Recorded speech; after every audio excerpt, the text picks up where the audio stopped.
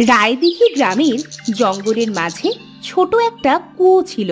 কুয়োটি ছিল অনেক পুরনো। কেউ সেই কুয়োর পানি খেত না, কারণ কুয়োটির চারিপাশে ছিল ময়লা আবর্জনায় ভর্তি। একদিন ওই কুয়োর পাশ দিয়ে এক বৃদ্ধ লোক কাঁদতে কাঁদতে যাচ্ছিল। আমি বৃদ্ধ, কাজ করতে পারি না, এই জন্য আমাকে আমার ছেলে বউ তাড়িয়ে দিল। কোথায় যাব এখন আমি এই অসুস্থ শরীর নিয়ে?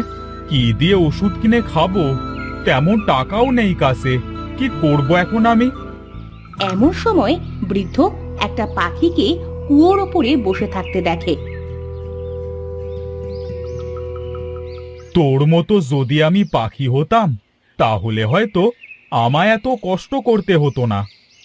দাদু, তোমাকে দেখে তো মনে হচ্ছে তোমার শরীর অনেক খারাপ। এ কি, তুই কথা বলতে পারিস? কি সুন্দর করে কথা বলছিস রে তুই। হ্যাঁ গো হ্যাঁ, আমি কথা বলতে পারি। এই কুয়োর পানি খেয়ে আমি মানুষের মতো কথা বলতে পারি। এই কুয়োর ময়লা পানি তুই খেয়েছিস? কত পুরনো এই কুয়ো! এই কুয়োটা ময়লা দেখলে কি হবে? এই কুয়োর পানি কিন্তু অনেক সুস্বাদু।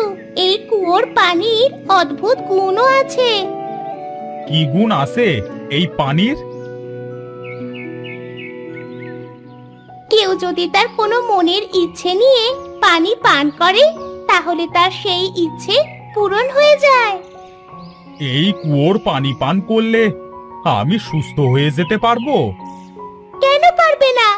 এই পানি মানুষের মধ্যে সব ধরনের রোগ দূর করতে পারে। এই কুয়ো স্বয়ংক্রিয়ভাবে রোগ দূর, আর তার পানিতে অদ্ভুত শক্তি রয়েছে। এই পানি খেয়ে কেউ কোনো কাজে বের হলে সে সেই কাজে সফল হয়। তাহলে আমি একটু এই কুয়োর পানি খেয়ে দেখি। বৃদ্ধ কুয়োর পানি খায়, সাথে সাথেই বৃদ্ধ সম্পূর্ণ সুস্থ হয়ে যায়। বৃদ্ধ কুঁজ থেকে সোজা হয়ে যায়। সত্যি সত্যি তো মনে হচ্ছে আমি সম্পূর্ণ সুস্থ হয়ে গেছি। তোমাকে অনেক ধন্যবাদ টিয়া পাখি। আমাকে আমার ছেলে আর ছেলের বউ আর কিচ্ছু বলতে পারবে না। এখন আমি চলে যাই। যারা অসময়ে তোমাকে বাড়ি থেকে বের করে দিয়েছে, তাদের কাছে কেন যাবে তুমি? তুমি বরং এখানে ছোট একটা ঘর তৈরি করে থাকো। আর যারা বিপদে পড়বে, তাদেরকে এই কুয়োর কথা বলে সাহায্য করো। তুমি ঠিকই বলেছো টিয়া পাখি, কিন্তু আমি একা একা কিভাবে ঘর তৈরি করব? আমি তোমাকে সাহায্য করব।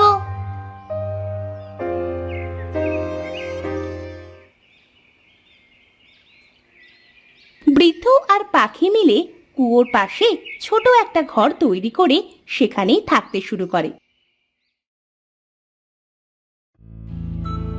এরপর কিছুদিন কেটে যায়। হঠাৎ একদিন রেহেনা কাঁদতে কাঁদতে জঙ্গলের সেই কুয়োর কাছে আসে। আমি বাঁচতে চাই না, আমি মরে যেতে চাই। আমি কালো, এজন্য আমার বিয়ে হচ্ছে না। সকলে আমাকে অপমান করে। আমি কালো, এতে আমার কি দোষ? আজ আমি এই কুয়োতে ঝাঁপ দেব। আরে, আমি পানিতে না ডুবে পানিতে ভেসে উঠলাম কিভাবে? পানিতে ডুবতেছি না কেন আমি? আমি কালো, সেজন্য কি পানিও আমাকে ঘৃণা করছে? এটাকে কত সুন্দর দেখতে লাগছে, মনে হচ্ছে তো আমার ছবি।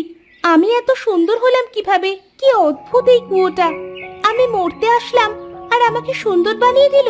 আমাকে আর কেউ অপমান করতে পারবে না। রেহেনা কুয়ো থেকে উঠে বাড়িতে চলে যায়। সেদিন বিকালে আরিয়ান নামের একটা ছেলে খেলা করার জন্য অন্য বাচ্চাদের কাছে যায়। আরিয়ানের ছিল এক পা খোঁড়া। এই মহেশ, আমাকে তোদের সাথে খেলতে নিবি? এই দেখ দেখ, এই খোঁড়া আইছে খোঁড়া। তোরা আমার সাথে এমন কেন করিস? আমি খোঁড়া, তার জন্য তোরা কেউ আমাকে খেলতে নিস না, তাই না? আমি তোদের সাথে আর কখনো খেলবো না। আরিয়ান কাঁদতে কাঁদতে জঙ্গলে সেই কুয়োর কাছে যায়, যেখানে একটা গাছের কাছে বসে সে কাঁদতে থাকে।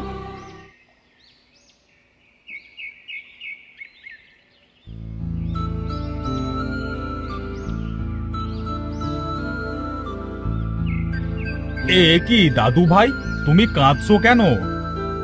আমি খোঁড়া, তার জন্য কেউ আমাকে খেলতে নেয় না, সবাই আমাকে তাড়িয়ে দেয়। তাই বুঝি?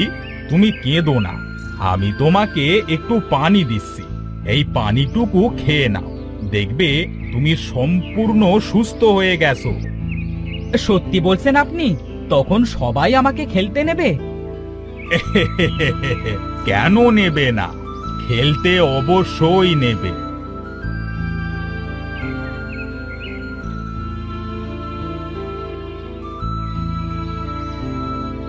বৃদ্ধ একটা পাত্রে কুয়া থেকে পানি নিয়ে আসে আর আরিয়ানকে সেটা দেয়।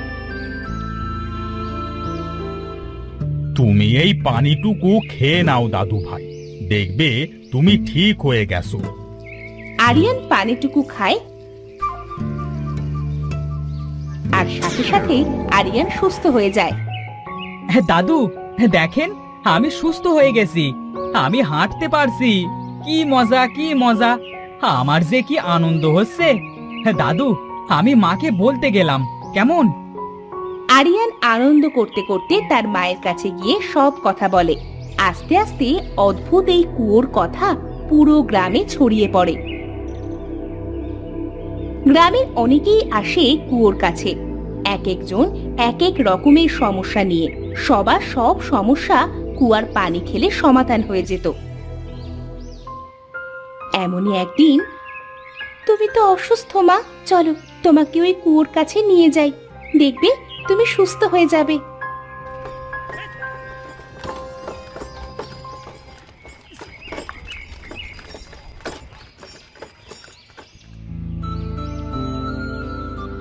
এই কুয়ো, আমার মাকে সুস্থ করে দাও না, আমার মায়ের শরীর খুব খারাপ, মা ছাড়া যে আমার কেউ নেই। শুনেছি তুমি নাকি সবার রোগ দূর করে দিচ্ছ, আমার মাকে সুস্থ করে দাও না। কি হয়েছে মা, তুমি এভাবে কাঁদছো কেন?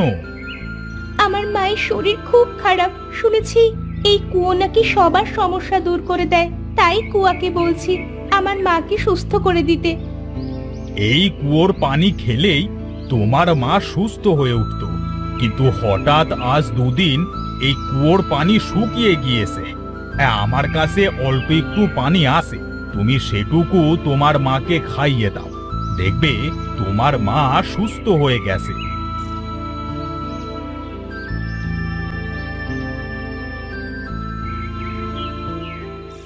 ঘর থেকে একটু পানি এনে বৃদ্ধ রুহির কাছে দেয়। এই নাও, এই পানিটুকু তোমার মাকে খাইয়ে দাও, দেখবে তোমার মা সুস্থ হয়ে যাবে।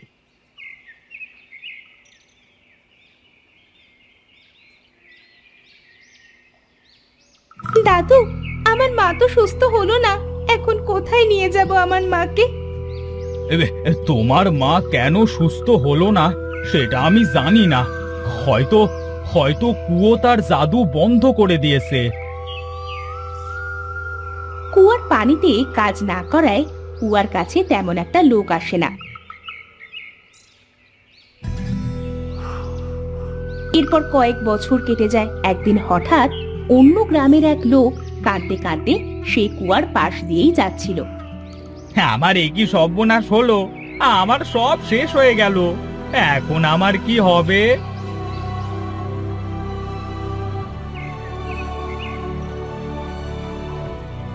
কি হয়েছে বাবা, তুমি এভাবে কাঁদছো কেন? আমার বাড়িতে আগুন ধরে গেছে, আমার যে সব শেষ হয়ে গেল, এখন আমি কি করব? আমি যে খুব গরিব, বাড়িটা সারা যে আমার কিছুই নেই। আগের মতো যদি এই কুয়োয় পানি থাকতো তাহলে হয়তো তোমাকে সাহায্য করতে পারতাম, এখন তো এই কুয়োয় পানি নেই, কি করে সাহায্য করব তোমাকে? সাহায্য করবার সাথে এই কুয়োর কি সম্পর্ক চাচা? এটা কোনো সাধারণ কুয়ো নয় বাবা, এটা এক অদ্ভুত কুয়ো। এর পানি যদি তুমি নিয়ে যে তোমার বাড়িতে ছিটিয়ে দিতে পারতে তাহলে হয়তো সব ঠিক হয়ে যেত। দিন না চাচা, আমাকে একটু পানি।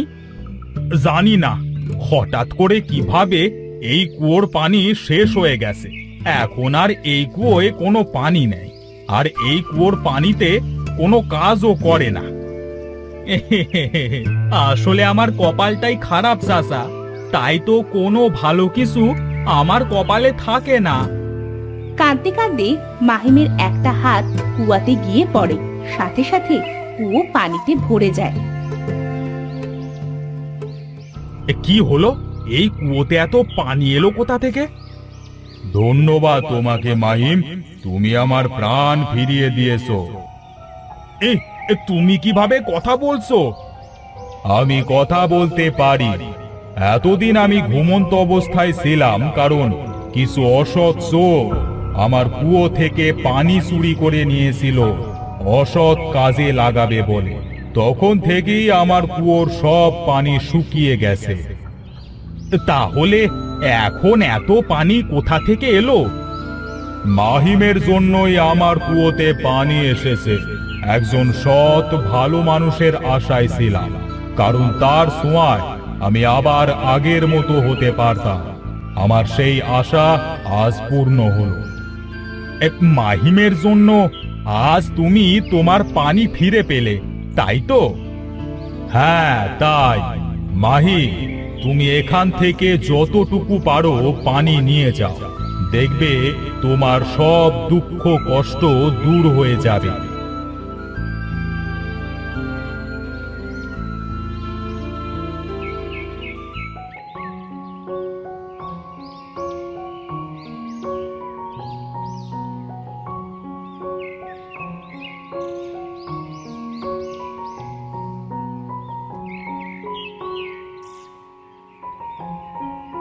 এরপর থেকে আবারও কারো কিছু দরকার হলে বা কেউ অসুস্থ হলে অদ্ভুত কুয়োর কাছে এসে তার পানি খেয়ে বা নিয়ে তাদের সমস্যা দূর করত।